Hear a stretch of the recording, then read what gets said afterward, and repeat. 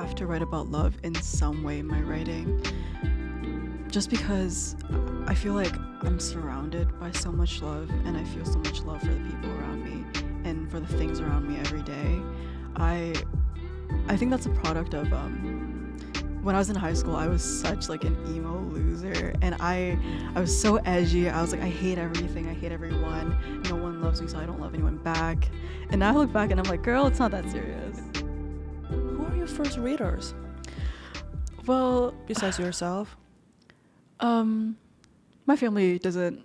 I don't let my family read anything. One, because they don't speak English, but two, because like they wouldn't get it anyway, and like it's so personal for me that like anyone else in the world can read it, not my family. So my first readers are just like my friends. Some friends that I've made here. I don't know, like Claire, we mentioned her earlier. Aman also is such a wonderful, beautiful writer. The two of them are kind of my main cheerleaders here, which I'm very, very grateful for. I also have like an online friend I met on Tumblr through my writing actually, who has like been supporting me since since I was like 13 and writing like those like shitty fanfics. So Amanda, I'm naming you by name. I love Amanda. She edits a lot of my first drafts, and I'm very grateful for that. Can we go back to a little bit what you just said about your family? No, why? Because I'm the same. My family do not speak a word in English. Oh no, maybe yes and no. Hello and hi, goodbye. That's all they speak and they can read. My parents know nothing what I'm doing here. Even though I showed them my article this winter, this thing that is blocked. They see words on the page, but they don't know what that is. Mm-hmm. They look at it and they ask me, what did you write? And I said, I wrote about solo lifestyle. And they were like, what is that? And I try to translate to them, but it's not translatable. Mm-hmm. There's something, it's not translatable, the vibe especially. And then that made me think that how interesting this is. Like writing is almost a different life for you, right? Like if you, it's that way, like how that made you feel. And like when you write something, like let's say a book one day, and your parents can't read it, like how do you feel? At first I was really bummed because I know that a big reason they didn't want me to come to OCAD is because like they didn't know if I was good at writing because they can't read my stuff. Exactly. So the fact that they ended up like letting me go anyway, and like they helped me with my tuition and everything, they're very supportive in that front, and I'm grateful because it's like they're putting their almost like blind faith into me that their daughter will succeed in writing, that she is good in writing. The writing that they even can't read. Yeah. And I've published, I've been in a few, like one journal in the past. It was the one that the Toronto Public Library has. And they came to like the launch. They listened to me read, but they couldn't understand. But I think it's all right if they don't understand as long as they, have faith in me and they support me. Because, I can find like other people to say like, oh, your writing is good. Like I can find that elsewhere. And it does really suck, honestly. I'm like being very nonchalant about it, but it does make me sad because I want them to realize, like, I want them to be proud of me. I think that's the main thing. And I think for as long as I'm like just writing in English, they probably never will. But I mean, even if I did write in Chinese, it's probably like the same thing because I don't think they understand art too much. Oh, Yeah. I won't say that I feel sad when that happened to me when I'm looking at my parents. I feel that's so interesting at this point. Maybe it will change later. I will be talking to my friends on the phone and realize my parents can't understand anything. I will be showing them my writing that realize they can't even understand even a letter that I wrote there. You write the blind faith that they had, But my parents more like, if I can't read it, then therefore there's no meaning for them. I still try to, I will talk to them more in the future about this, but for me, it really feel like there's two worlds out there, and how interesting it cannot be translated. Do you find that you have a different personality when you speak different languages? Yeah. See, this is a lot of people they don't understand here. The people only speak one language, because people don't believe when we're saying that. But I notice because I speak three, so I have three different personalities when I'm like speaking. How about you?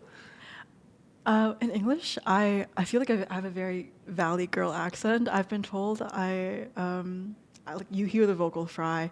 I'm very, I'm a lot more like bubbly almost. With Cantonese, my family speaks Cantonese. I'm a lot like harsher and like rough. There's like a stereotype that isn't a stereotype because it's true that Cantonese people speak in such like a loud way. No, it's the tone is louder. It's not they speak louder. It's just the tone. They have 9 tones. Yeah. So it's like sharp. Yeah. It just sounds like loud. It's actually not loud at all. Yeah. But yeah, like in Canto, I'm pretty loud and like, you know, a little bit rougher. I'm also learning Japanese. Only Duolingo, but I have like a 400-day streak, so I know a few things. When I practice like speaking Japanese, I'm very soft. Yeah, that's the such mistake part of the language, because in Japanese you have females words and males words, and if you read after, most of the time you read after the tapes or recording is a female sound, and they talk very soft. So yeah, I do. Like when I speak Japanese, I'm just a kid. I think I'm a kid because that's my mother tongue, right? I was a kid when I learned it. Speaking Chinese is very formal because I learned it at school. I didn't learn from my parents, so I learned at school. And English I learned my English on street, so you can tell how I speak. I learned my English when I was living in a shelter. So. I love I'm always very fascinated hearing how people speak English when it's like their second or third language, especially if they like pick it up using like TV or from like their friends. Yeah, because like I love hearing people who have English as a second or third language like use slang. It fascinates me because I'm like, yeah, you use that slang, girl. You're right, as you should. And I love celebration moments, right? I love it. Yeah. No, I learn English from other people's mouth. Like that's how I learn. But I don't see anything wrong with it. I celebrate it every single time. That's why for me, writing in English, like even I can write one sentence in English, I'm celebrating it. Because like I've noticed like when I learn a language, I learned like French and Spanish in school, but I don't remember anything. It's really, really formal. You don't like learn about like you don't learn about slang. So when I hear like someone who has English as a second language use slang, I'm like, I wish that was me with like this language that I'm learning. Because like what's the word? You're like getting used to the language. You're becoming really familiar with the language, and start thinking with the language. I love that. Yeah, and create your personality with it. That is so fascinating, so like inspiring. I know, but because you're also learning Japanese, right? There's another part of Anna is going to grow. So I'm very excited for seeing that. So, I hope it grows. Do you see any challenge that you face when you're writing, and then how do you deal with those challenges? Well, tell us your biggest challenge so far. My biggest challenge so far? That's a good question. I reuse a lot of the same ideas because, I mean, that's just like what I'm focused on. So I end up writing like 50 stories with basically the same plot, just like a bit tweaked. And I know nothing's original, but I really want to branch out a bit more and write about different things. And like, I keep going back to my graphic novel, but that was my first time writing like slice of life and kind of like magic realism. So like, I guess like one of my biggest problems is that I just need to write different things. I feel like very cocky right now, being like I don't have any problems when I write. No, don't. It's good. That's happy to see. That's happy to see you're not struggled. That's good. I also like it's joyful from it. For me, I tend to write my things in one go, like in a certain period of time, like every single day, and then when I kind of take a break from certain pieces, I don't go back, which really sucks because I have a lot of like WIPs, like whips. I don't know how to pronounce that. I have a lot of works in progress that I like, but I just like I haven't gone back to because I'm not in the same headspace anymore. And being in that headspace to write about a certain thing is very important for my writing, which I can't always have that. So sometimes I just like abandon things, and that's like also a huge problem of mine. What gave you courage to non-stop like encouraging you to be on this writing career path? I guess one is that I'm here like at the the creative writing program, and because I'm here and because my parents like gave up so much for me to be in this program, I feel like I have something to prove. Like I have to succeed, which is like it's a good and bad thing because yeah, it motivates you, but it doesn't really motivate you for the right reasons. Which is why I've been trying to turn writing back into something that is just for me, and I need to have faith in myself that writing stories that like are just for me, that they will kind of resonate with other audiences, and that people will want to read what I've written. And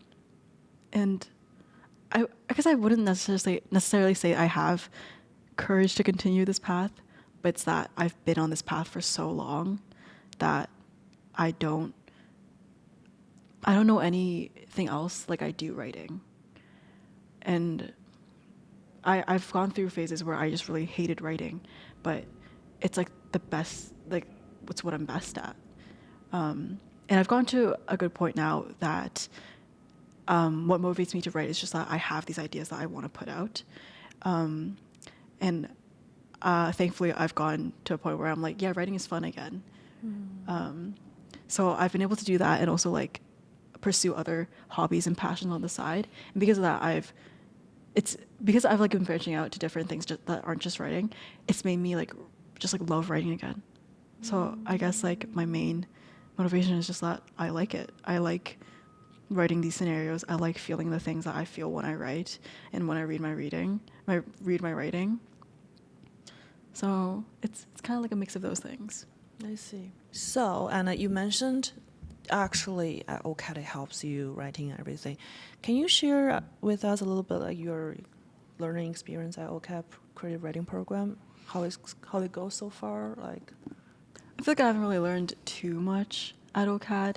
The good thing about being here is that it gives me a space to like actually write. It forces me to actually write, which was one of the main reasons I wanted to come here, because in high school I was doing like other subjects. I was like very heavily science and humanities leaning in high school. That's just like the subjects. Those are just the subjects that I like seem to excel in. So I didn't have much room to like actually write. And like even with English class, like it's like you don't do your own writing, and when you do, it's like essay writing, and that's not for me. So being at OCAD, it just gives me that space. So that's been nice. But learning wise, I have learned a few things that I feel like have been very beneficial. Can I name them off the top of my head? yeah. No, I can't. But I have learned things, and I do really enjoy our professors in this program specifically. I love Ian. I love Catherine. I think Lillian is great, and we have amazing sessionals too. Last semester I had Alex, who taught me poetry, and she was amazing. This semester I have Yovita, who's also just fantastic. So I just think our professors are very cool, and I'm very grateful to like learn under them, even if I'm not like specifically learning new things. But also, I feel like part of the reason why I haven't been learning too much is because like I've just been writing for so long, and it's been like such an avid hobby of mine that I've learned a lot on my own. So OCAD hasn't really, in the beginning especially, OCAD wasn't really teaching me things that I didn't already know. But now that I'm in like some higher level courses, I'm kind of refining my writing rather than learning new things, which is great. That's really good, and that's just been how I've been learning at OCAD recently. I'm gonna ask you a series of questions just to help the audience to actually to know you better. Okay. Oh, by the way, Ian Kodaku, our professor, he was on the show, so please check out. I think he was like 2-3 episodes before you, so please give it I a saw check. that. Actually. You saw that? You saw it? Oh my god! You actually follow Kaleidoscope? Yes, of course. I've been following you guys since season 1. I remember checking out like your page on the OCAD Live section. When you just finished season 1, being like, oh my god, like Cordelia interviews just like cool people in the program. I'm never gonna be on this show ever, and I'm here. So and then one day this girl will be like, "Hi Anna, my name's Cordelia." Season 8. So, what is the most surprising thing you have learned? Like people will learn you as a writer.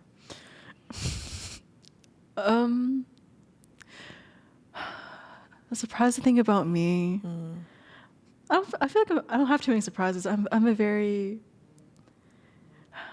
I don't want to say typical writer, because like every writer is like special and unique, even if like you're writing the same stories, same plots, like it's unique because it's your own view on it. But I guess I think the most like surprising thing is like what I mentioned earlier with my like visceral emotions that I like to invoke. My friend Issa told me recently that when she was workshopping my piece, that I had these like pockets of such like strong imagery and feeling that like it like almost like overwhelmed her. And I guess like that's probably the most surprising thing about me, I guess. Which it isn't surprising for me because I've been writing like that for forever, but I guess it is like a new thing for some people to read. Then what is the most surprising you learned about writing? I guess this more applies to like my graphic novel writing, but so I've written two webtoons. The first one I wrote when I was like 17. It was I took myself too seriously, I think, was what happened. So with my graphic novel writing, I've been trying to accept the absurd, and with like certain like plot lines and certain like scenes, I'll be like, this is like kind of not realistic. This is kind of like stupid.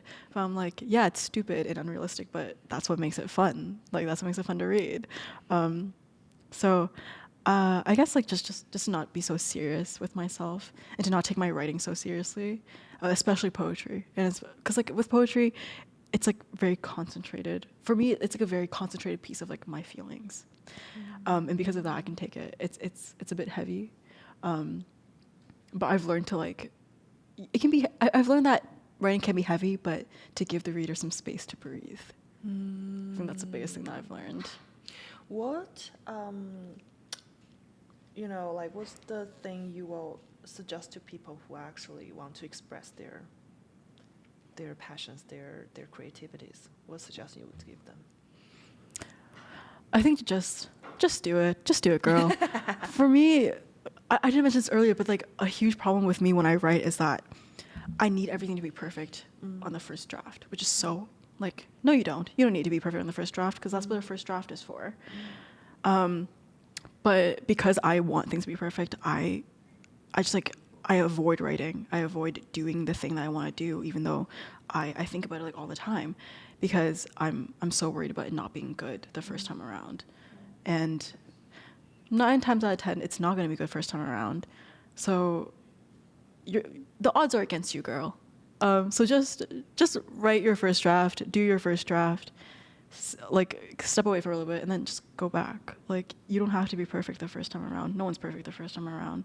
So if you want to do something, just do it before you get scared too. So in one word, I know this is maybe too early to ask a question. I know this is going to change, but so far in one word, how would you like people to remember you as a writer? That's difficult. I don't know. I've never been one for brevity, so I always yap too much. So one word is very difficult for me. But it's all one phrase, not just one word. One phrase. Keep going. Don't worry. I don't know. This is very, very. Let me think about it for a second. I remember you as a writer that's like writes love everywhere without a word of love. That's how I remember you. That's really sweet. That's how I remember you. That's how I remember that you take the lives into your writing, just ordinary things. So that's how I remember you as a writer.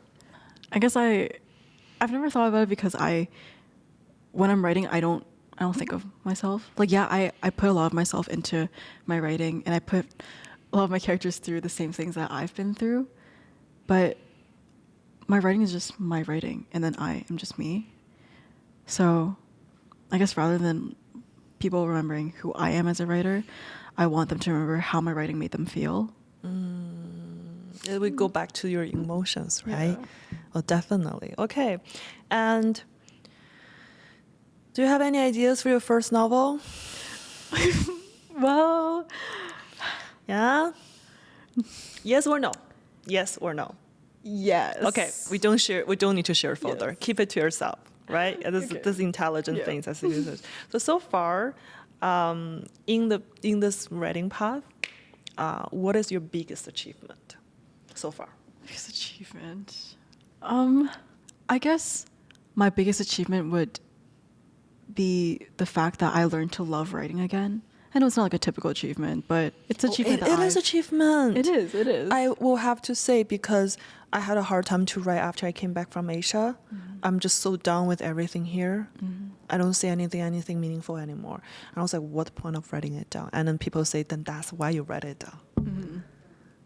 It's very hard. Yeah. It's hard, right? Especially because when you've been writing for so long, and then when you pursue it like as like a program, it can really suck the joy out of it. It absolutely does. 100%. 100%. Yeah. So I feel like the fact that I'm able to talk about writing and say that, oh, I do like writing. I do want to pursue this either as a hobby or career for the rest of my life. That's like my biggest achievement so far. It is a big achievement. You definitely did a lot of work, because I am in the progress of doing the work. So I know it's not easy. It's very hard. Of course, the biggest achievement. I vote for that. So I would like to ask you, what is your ideal of the perfect day? A perfect day? Like, just in general, a perfect day? Well, Think about it the moment you get up, you open your eye. I like it. When I get up, I like rolling in bed for an hour or so. Because I feel like What do you do when you're rolling in bed? I'm on my phone. I'm Okay. on my phone. Sometimes if I'm tired, I'm like, I can go back to sleep because I'm already in bed. Because like I have class like 3-4 days a week. So like over half of the week is me like waking up, getting up after like 10 minutes, and then like getting ready. That's soul sucking. I hate that. I hate capitalism. Yeah. We all hate capitalism. Fuck capitalism. Karl Marx was right. Fuck it. Who said that? Anyways. Nobody. So yeah, wake up, lay in bed for like an hour. I get up, go on a little like sunny walk, because I love the sun. Like the sun may like be really hot because like I have black hair, so like and black like attracts heat. So even though the sun is really hot, I love a cute little sunny day. I hate clouds. I hate the rain. I hate the snow, which makes Canada like the worst country for me to be in. But yeah, wake up. It's a sunny day. I go out for a little walk. Get a coffee. Get a snack. Maybe get a little meal. And I come home and I play video games, and then I have another little drink. I love little drinks. I can't go like a day without having like a cute little drink like boba or like coffee or any sweet treat. So my ideal day would definitely have a lot of sweet treats and just like time to relax and like be with myself and like be by myself.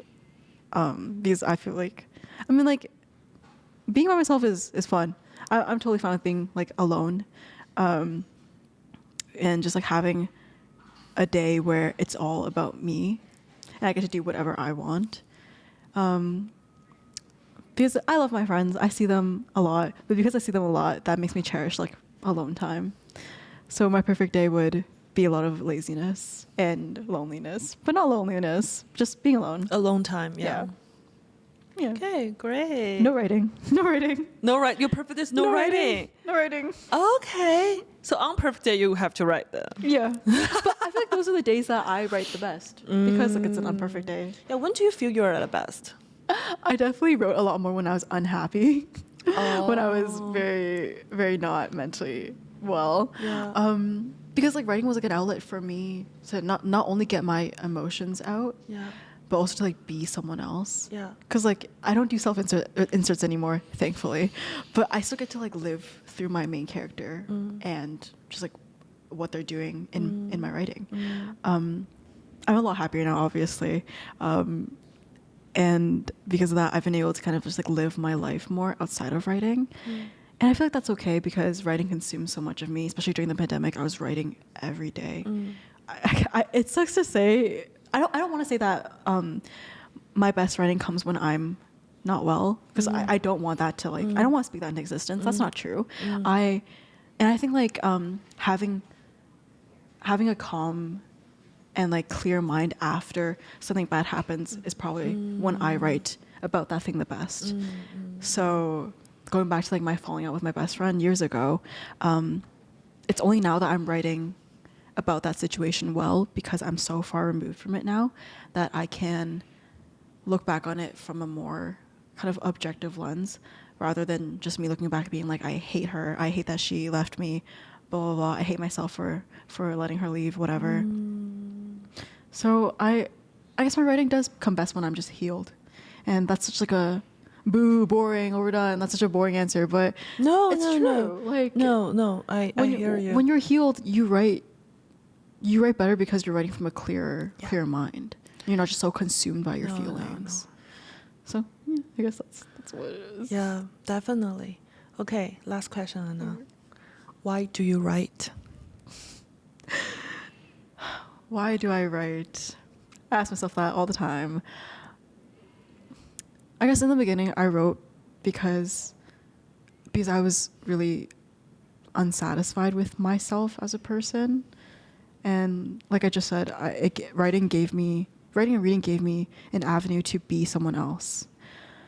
Now that I'm older and I still don't know who I am, I'm still not 100% happy with who I am, obviously, because I have so many years ahead of me to grow.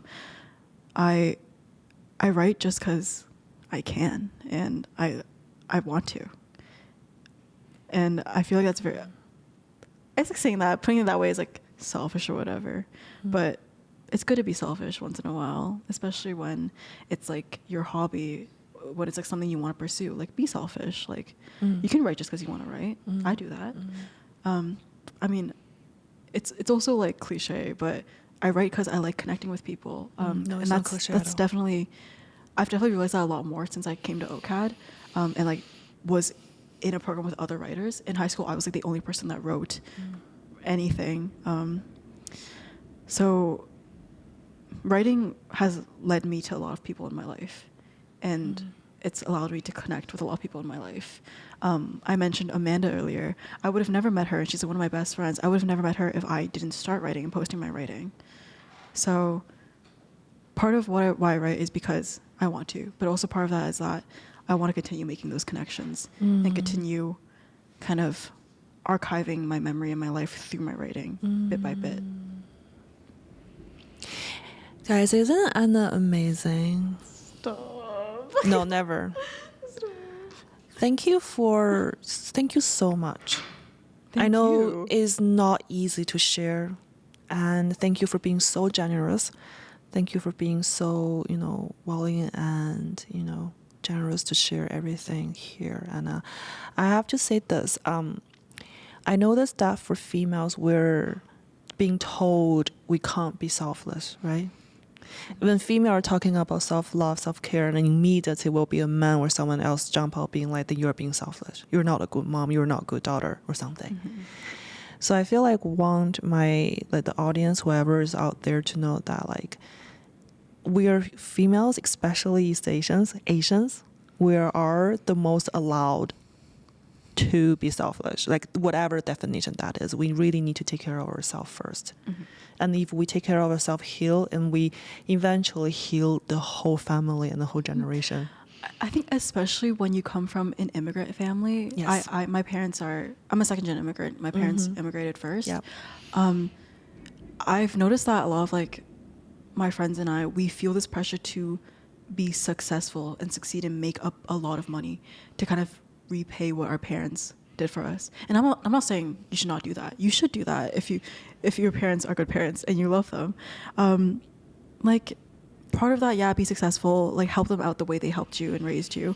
But also it's so important to be your own person and to do what you want to Exactly. do. And you need to tell people around you how you want to be treated, how you want to be loved. Exactly.